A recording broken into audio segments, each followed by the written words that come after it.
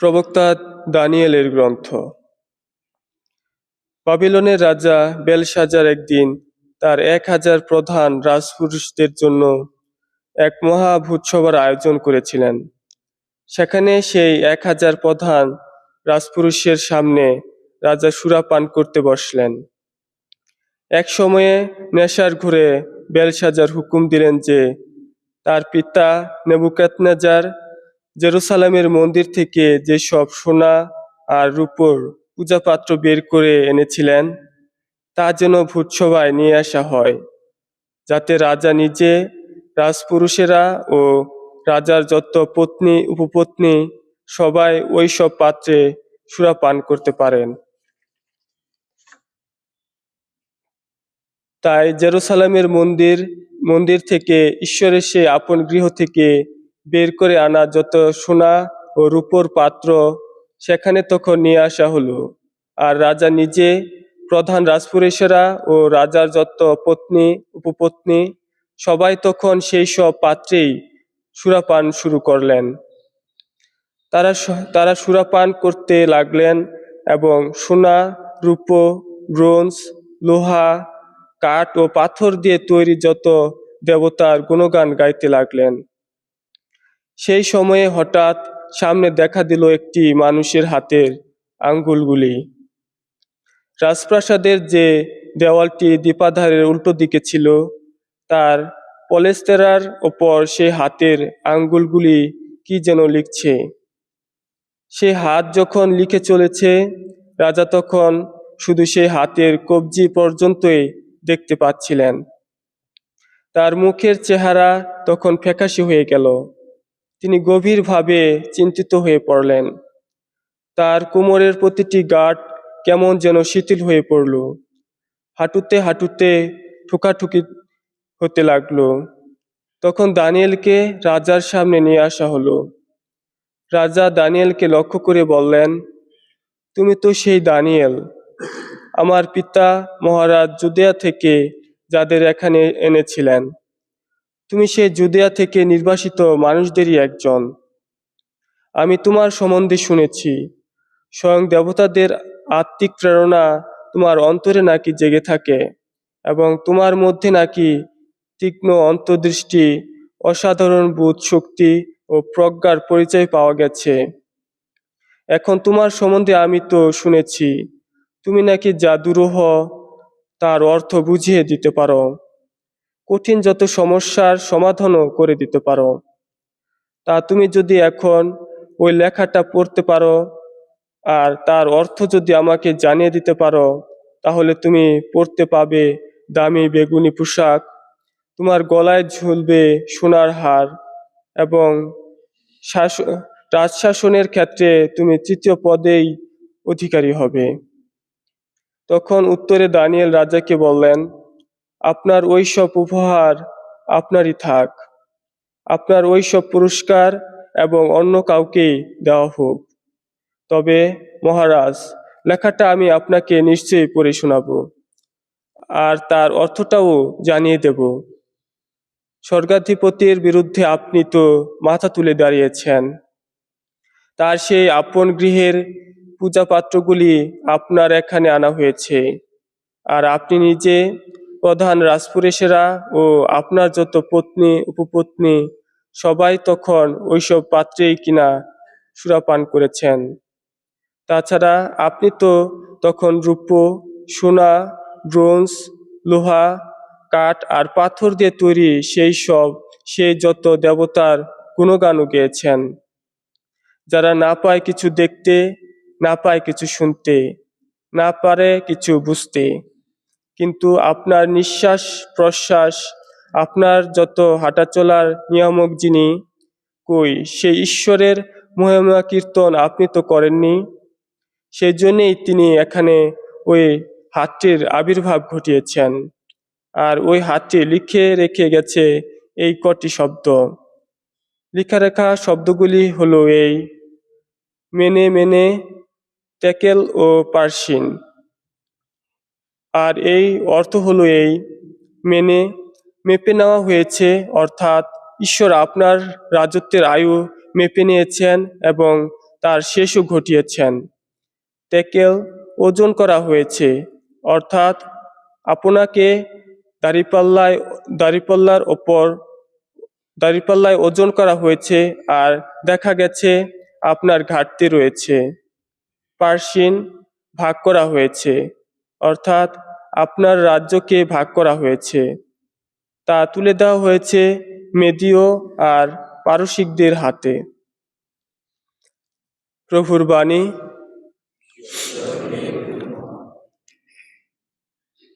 যুবকত্রয়ের গীতিকা। তার স্তবগান করো, চিরদিন করো তার জয়গান।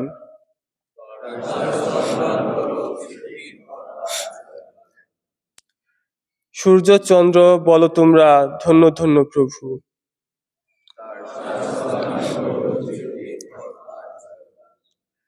আকাশের যত তারা বলো তোমরা ধন্য ধন্য প্রভু।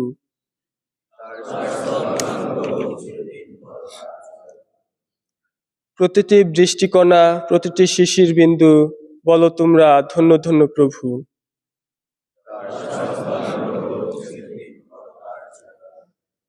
সকল বাতাস বলো তোমরা ধন্য ধন্য প্রভু।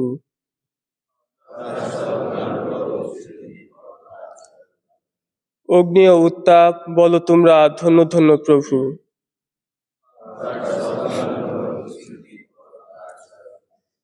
শীত ও নিধাক বলো তোমরা ধন্য ধন্য প্রভু।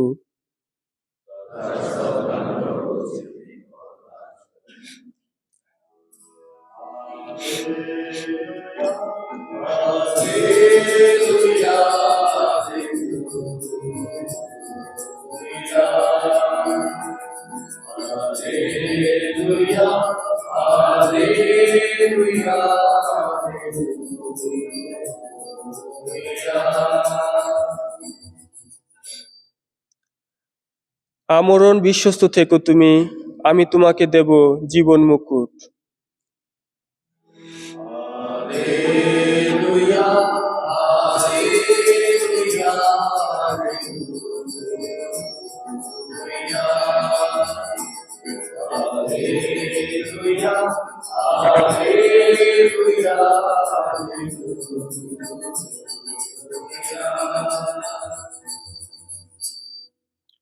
প্রভু আপনাদের সহায় থাকুন।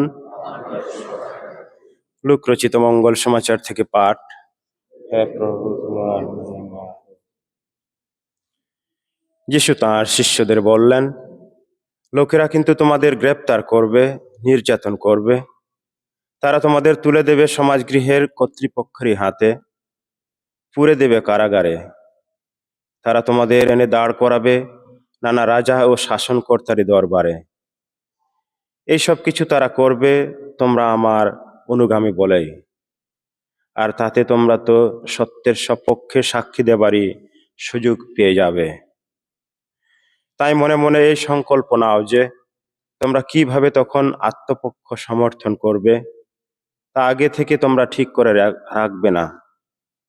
কেননা আমি তখন নিজেই তোমাদের এমন কথা বলবার ক্ষমতা ও এমনই জ্ঞান দেব, যার সামনে তোমাদের শত্রুরা কেউ দাঁড়াতে পারবে না, যার বিরুদ্ধে তারা কোনো যুক্তি দেখাতেও পারবে না। সেদিন কিন্তু তোমাদের বাপ মা, ভাই বোন, আত্মীয় স্বজন, বন্ধু বান্ধব তোমাদের শত্রুর হাতেই তুলে দেবে। এমনকি সেদিন তোমাদের কয়েকজনকে মেরে ফেলাও হবে। তখন আমার জন্যে তোমরা হয়ে উঠবে সকলেরই ঘৃণার পাত্র। কিন্তু তবুও তোমাদের মাথার এক গাছের চুলও নষ্ট হবে না।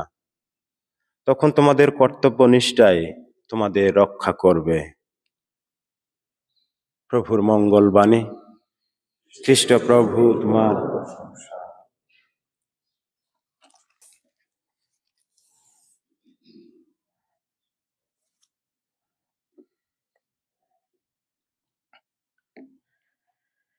এক গ্রামে একজন ধনী ভূমির মালিক ছিলেন। তার কাছে ক্ষমতা, অর্থ এবং প্রভাব সবই ছিল। একদিন তিনি বড় একটি ভোজ আয়োজন করলেন তার বাড়িতে।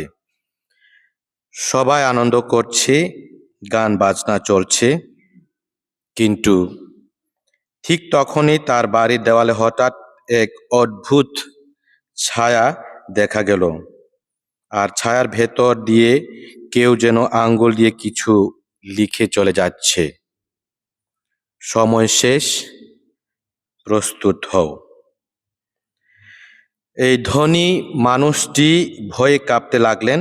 তিনি বুঝলেন যে এতদিন তিনি শক্তির উপর ভর করে চললেও ঈশ্বরের ন্যায়ের সামনে তিনি দাঁড়াতে পারবেন না। সেই রাতেই তিনি বুঝলেন, দেওয়ালে লেখা কথা কখনো মিথ্যা হয় না। ঈশ্বর যখন কথা বলেন তা চূড়ান্ত।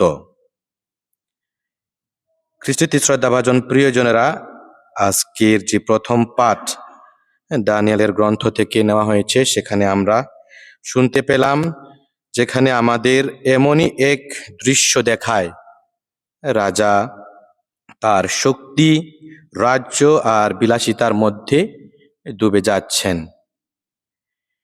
সেই ঈশ্বরকে সম্মান না করে ঈশ্বরের প্রতি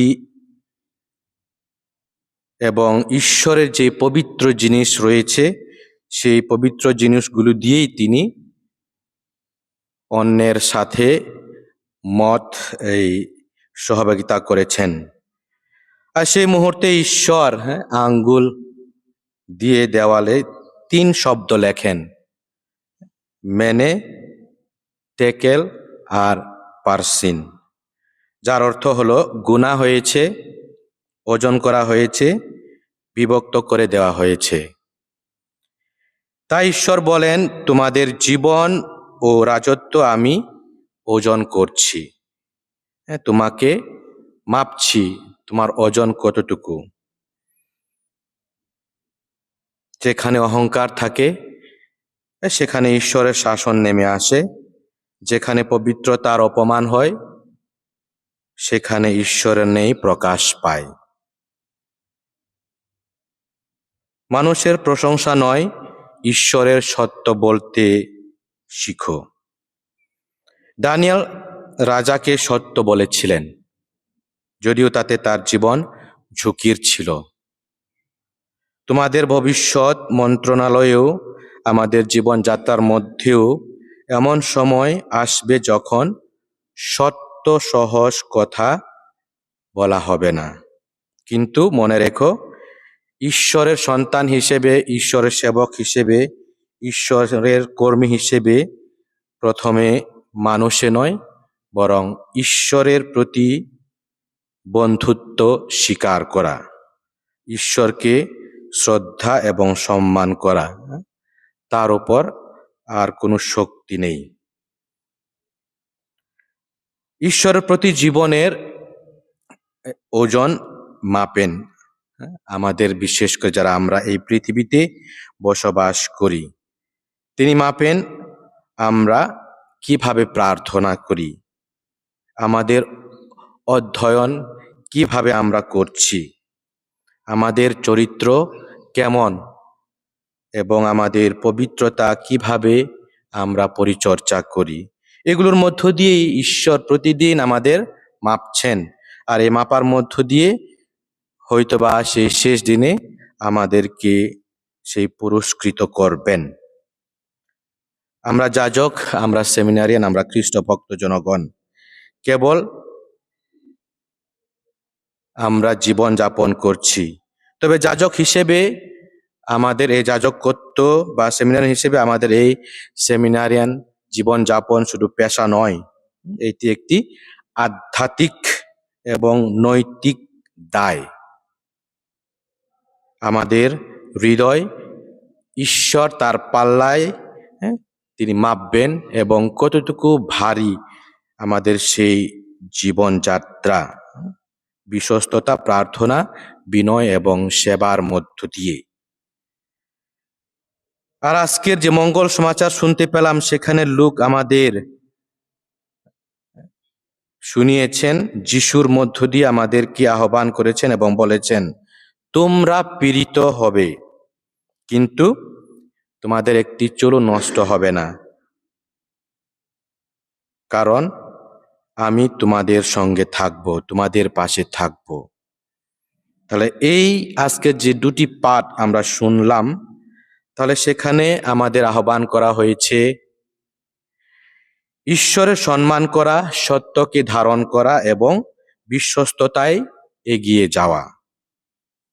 তাহলে আজকে আমাদের প্রার্থনা, আজকে খ্রিস্টজাকের মধ্য দিয়ে আমরা যেখানে আছি, যেভাবে আছি, যে কাজ নিয়ে আমরা ব্যস্ত আছি, সেখানে যেন আমরা আমাদের প্রতিদিনকার জীবনযাত্রার মধ্য দিয়ে বিশ্বস্ত থাকি, সত্যকে ধারণ করি এবং বিশ্বস্ততার মধ্য দিয়ে ঈশ্বরকে সম্মান প্রদর্শন করি। আর এভাবেই আমরা যিশুর সেই সত্যতাকে, সেই ভালোবাসাটাকে আমরা অনুধাবন করতে পারি আমাদের জীবনযাত্রার মধ্য দিয়ে। তো সেই প্রার্থনা, সেই কৃপা, সেই আশীর্বাদ এই খ্রিস্টজাকের মধ্য দিয়ে আমরা যাচনা করি।